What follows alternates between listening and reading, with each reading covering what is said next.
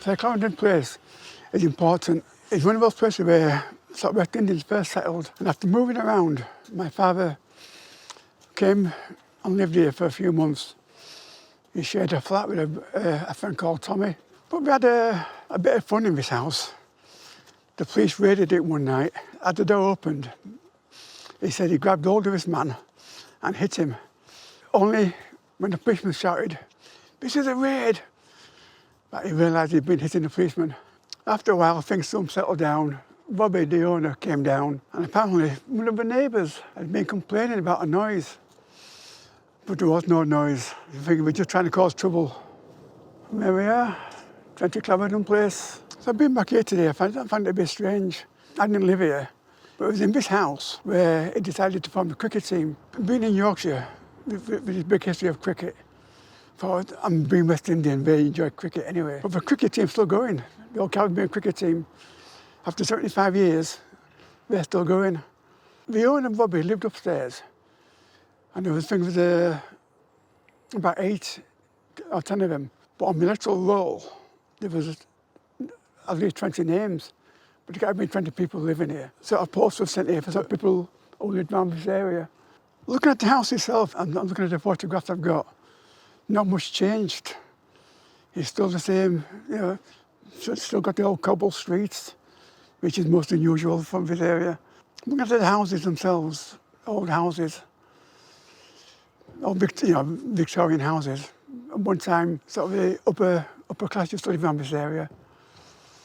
You'd have servants and things like that. It's changed. It's all student accommodation now, student offices.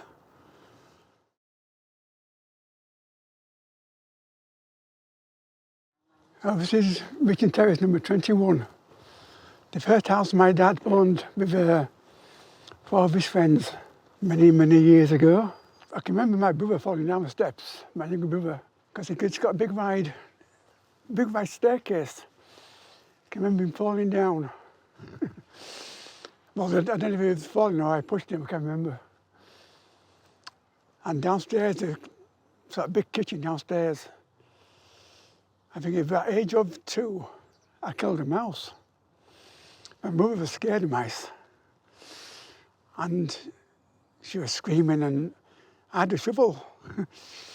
I just happened to at this mouse on across the floor. I just bang it and squash the bloody thing. Yeah. There were 5 men, first of all, who lived in this house. And then my mother moved in, and then another couple moved in with their children, Joseph and Cynthia. They were both older than me. I can remember there was all people around. During the day, when all the women were home, it all seemed to be full of people just talking. And then on the night time, when all the men are sort of back from work, it all seemed busy. Strange coming back here after all these years. It's a lot bigger than what it used to be, but the area's all changed. There used to be a church just across the road, which had burned down. That's no longer there. Tarmac on the streets, no cobbles. The views changed. High-rise buildings down bottom never used to be there. New buildings, because most people didn't buy the houses maybe in those days. You had to be rich to buy a house. And we all clubbed together. I think it cost me £500 to buy this house. And they weren't in it long. After about 3 or 4 years, they were all getting married and all moving out. And I don't know who lived here in the end. It was about, the last person to leave. Yeah, at that time when I moved out, I was 4 years old. So I've just moved down the road. It's all changed.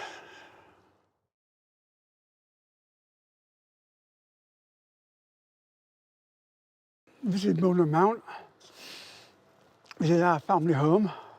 I lived here until I was in my 20s. My father moved out around about 85. But so many memories in this house. A big family. It's plain. It's changed a bit all the grass had gone. The garden here with grass. I had some good times playing football out in the street. No cars then. There was a gas lamp, big gas lamp, just here, which is our goalpost. With a coat over the side of a goalpost. When they found out another child was coming, his first child, he had to buy a house. He knew he'd have to move out of Regent's Terrace. So they looked into buying into renting place, but being a mixed couple, they couldn't find anywhere at all. And he heard about this firm who was buying houses just to rent to West Indians, and he went to see Mr. Charlesworth he was. And we'll talk about renting, and for Mr. Charlesworth he suggested buying it. So my dad says, well, yes, we'll go about buying it, but what I need is I need to be near a school. And they found this house, and which was the school just at the end of the road, or it was. It's now gone and being made into a park. So the house was bought, and because the house was so big, there was room for 2 families. In fact, a few of these houses had 2 families living in them. And Mr. Charles, he suggested that we rent out the bottom part of the house because it had a cooking range in it and a toilet downstairs, which is for this part of Leeds is unusual because many houses in this area had outside toilets still. But we were lucky we had 2 toilets in this house.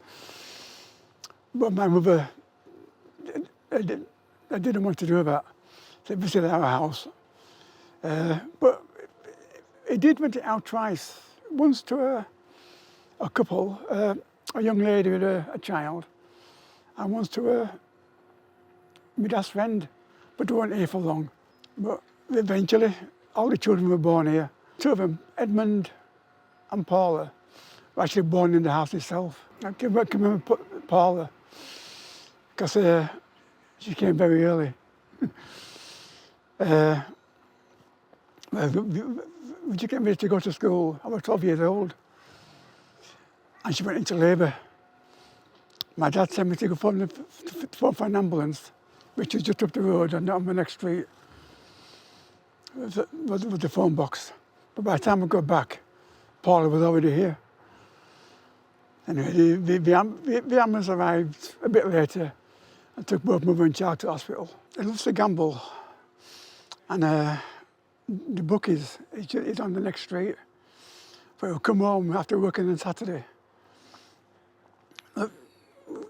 He'd get his newspaper out, check all the horses, and he'd run up to the bookies, place his bet, run back and watch it on the TV, and then run back again.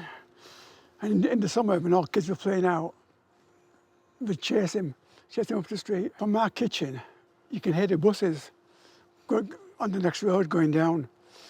And he would always wait till he heard the bus. If we're going into Leeds, he would always wait for the bus going down.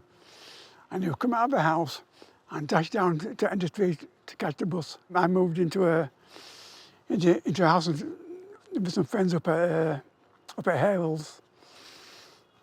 And that's before I got married. And I lived there for a few years with his friends. And then I got married and moved to Rothwell. I went to Wakefield and I've been there ever since. I like it in Yorkshire. The people are nice. And you only have to drive 5 or 10 minutes and you're into the countryside. You have to Yorkshire Moors, Yorkshire Dales, the seaside towns of Whitby and Firely. You're so near to everything, Leeds Shopping Centre. You've got everything you need in Yorkshire. Lovely place.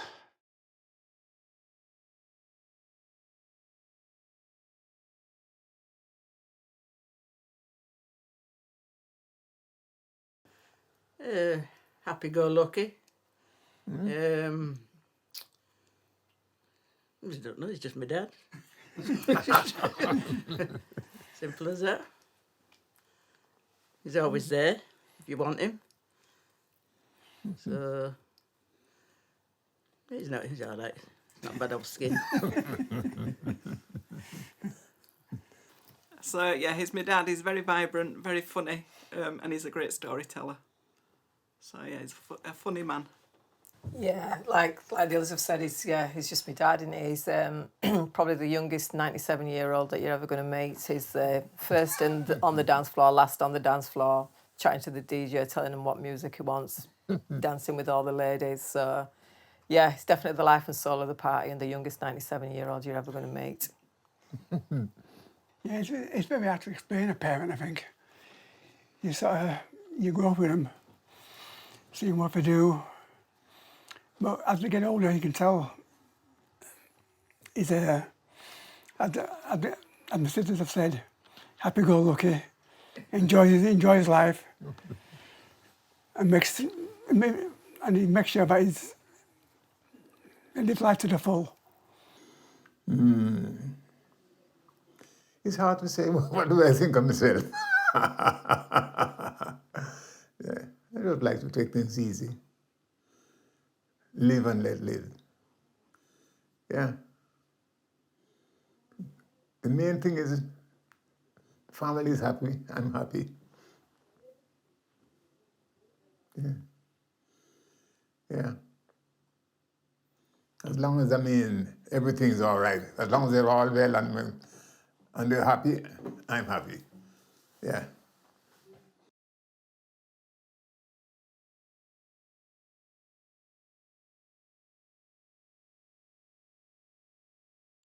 I grew up in Jamaica, a happy little boy. We lived in Montego Bay until I was 8. And my dad got posted, he was a policeman, got posted to Cambridge. Went to Cambridge, there until I was 15. Got posted to Springmount, moved from Cambridge to Springmount, 7 years in Springmount.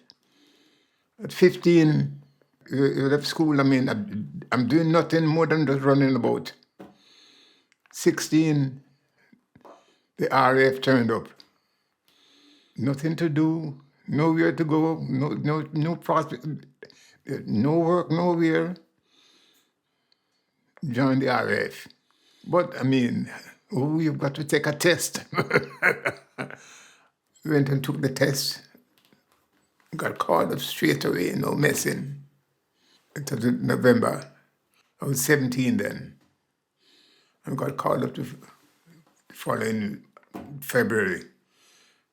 I'm 18. By June, I'm in England. We came here the 3rd of June. Different lifestyle altogether. Everything changed. We left Jamaica. We stopped in Cuba. We left Cuba. We went to America. We had a week in America at Camp Patrick Henry. What a week that was.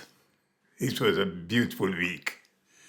Yeah, then we left Camp Patrick Henry, went to New York, got on the, I can't remember the name of this ship. Yeah, I can't remember the name of the boat, but the next thing you know, we got up one day and sleep as you are. See, you could see land. Where did they blow away? We're off the coast of Greenland. It's Greenland. What are we doing? A rumor started going around the ship. We had decoy ship. But we had a happy time. Come to Filey. They became Filey, yeah. And it was cold, even though it was June. It was cold. And it got colder as the days went by. But then it got right beautiful and sunny some days, yeah. And things improved. At the end of the war, we were offered this chance of doing a course of some sort. You could be a welder, you could be an electrician, you could be, but as a motor mechanic, I'd want to carry on being a motor mechanic. And I said, oh, well, the only thing it could be is engineering, So they said, right, there's this course in Leeds. So we'll send you up to Leeds for this 6 months course, basic engineering. Yeah. So it was a very good idea. I mean, I learned all the variety of machinery and whatnot. Actually, I got a right grounding. Yeah, which I was very happy about. Yeah. I learned all the different machines, and all. And a lot of what engineers do. I had a very happy 6 months back into the Air Force. And after about 3-4 months, I said home. And I was glad to go home. December 47 then. I was very, I look forward to it. I was home. Then one of my sisters that was going to school in Kingston had a friend who worked in the shipping office, and he told her there was a ship coming. He didn't even know the name then, but there's a ship coming, and my sister got in touch and said, "Oh, there's a ship coming, getting people going back to England." Because, I mean, for the time we were there, and me and my brother was, he'd come to the RAF after me, but then there was absolutely nothing to do. So,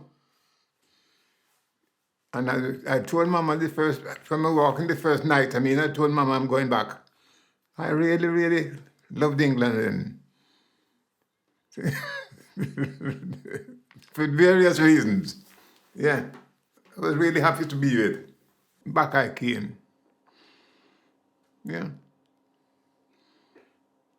Settled down with a 5-year plan. Oh, there's plenty of work. Oh, earn some money and go back home.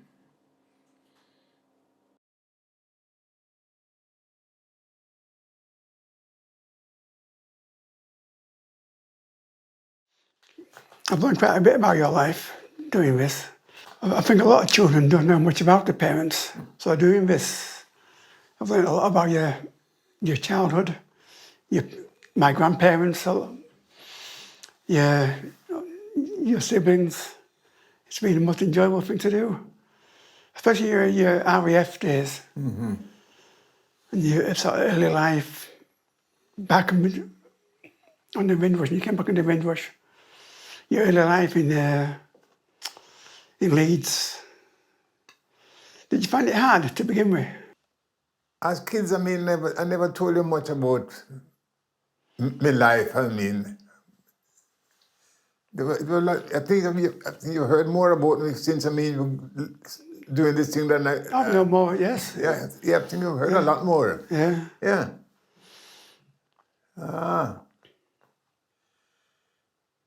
Yeah. It's the reason why you never mentioned it. I couldn't. No. Or were you too busy? Well, when you lot were growing up, it was all work. Yeah. Yeah. Because I had this idea that you had to be just of a certain standard, and and so I worked hard to keep you in a certain standard. Mm. Yeah, you had to be well fed, well clothed. Not rest. No, we worry about. Yeah.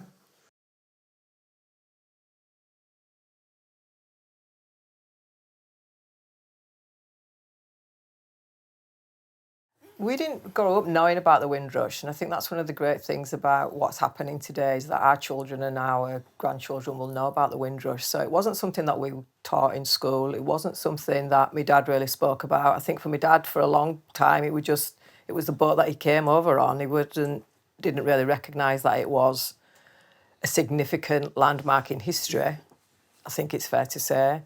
And so when he was going to a celebration, I'm not sure which one it was. The 50th. The 50th celebration of the Windrush, and it was literally by chance that I bumped into my dad on his way to the Civic Hall in Leeds, and this celebration going on, and it was news to us really that my dad had been on this journey from the West Indies. Obviously we knew he'd come from the West Indies, from Jamaica in the 1940s, but not that the ship that he came on was such a historic moment really. and it's only in the last kind of few years when there's been more celebrations around the Windrush that we've become more informed about it and educated around it and being involved in some of the celebrations that my dad's been involved in, which has been great. And it is great that our children will know about it, but it would have been great if we'd have known about it sooner as well. Yeah, but I definitely expected it to be part of history like it has been. And it's only really thanks to Sam King down in London, who kept a record of the Windrush and the people who, all the passengers on it. And they kept Sam kept in touch with me, my dad. And he used to send him letters, didn't he? He used to write to you quite often. And it's back to Sam King, that the Windrush is going like it is doing today. These things never bothered me. She told me. She said, when your dad in school? I said, for what? She said, he's talking about Windrush. I said, what about it? She said, about, what's happening? I said, I don't know what's happening. Because he never talked to us about it, did he? No. So she was a history teacher Right. at City Leeds. She'd invited my dad to go And talk about and it. speak, yeah. I said, that was first I knew, really. They were going out and about talking about it. How did you find out? So I just remember, first article I remember, somebody came to me and said, I think this is your dad. And there were an article in Observer, and you'd done an interview with Observer. And we didn't know anything about it. And I said, oh, yeah, here's my dad. And then from there, it just went on from there. So, yeah, but we're like 25 years ago. Yeah. But before that, I didn't know anything about it. But even the last one, the 70th, that crept up on us, didn't it? Yeah. And it turned up on Breakfast News.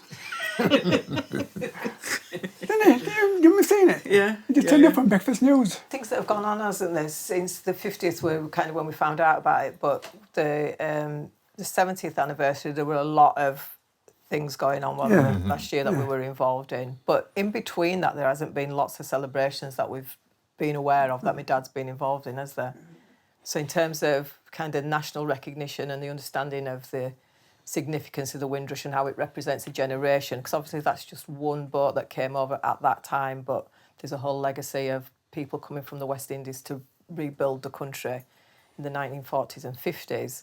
But it's only kind of more recent years that that's got the recognition that it deserves, really. Well, I didn't think about it that much. To me, it wasn't anything to me. So I never bothered it. Yeah. But now it's come to the. I tell you what's worrying me now. Now it's come to this. I mean, over the years, how come I haven't got no money out of it? How come nobody think of giving us? Yeah. The worries coming. I think it's about time somebody think of giving us some money, paying us something. Yeah. But apart from that, I mean, these things never worry me.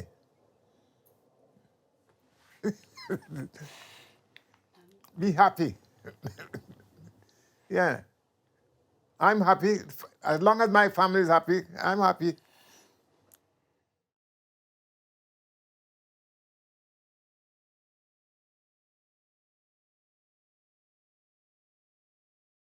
Because we were a big family, obviously, we had lots of different generations of people and different families that knew us as a family, but then also knew my dad through WAF, just for being around Broodnills and Hyde Park and,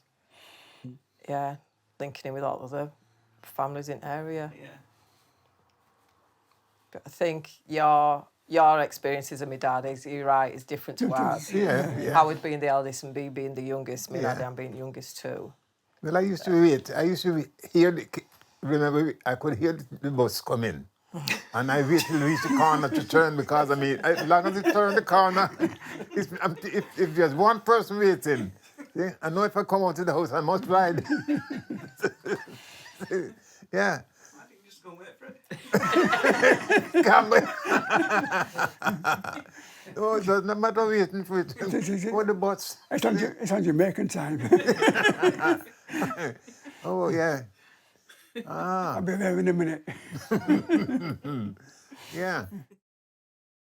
I hope people get a really good idea of what it was like, not just for Dad, but for all those who came on the Windrush, those who come before, those who come after.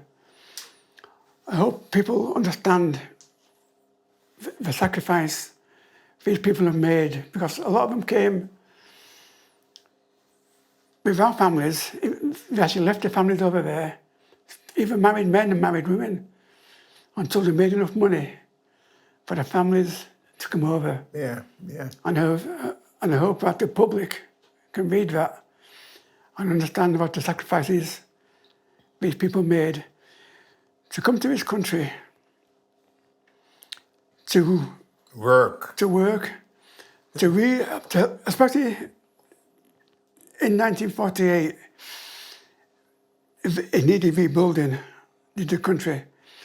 Too many young men had died in that awful war. And they needed people to bring this country back together.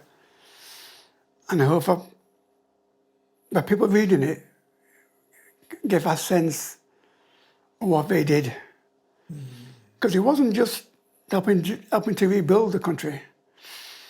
They brought music, they brought colour, and they brought a bit of excitement to the country, which was needed at that time. Those are the days when I was Those young. were the days.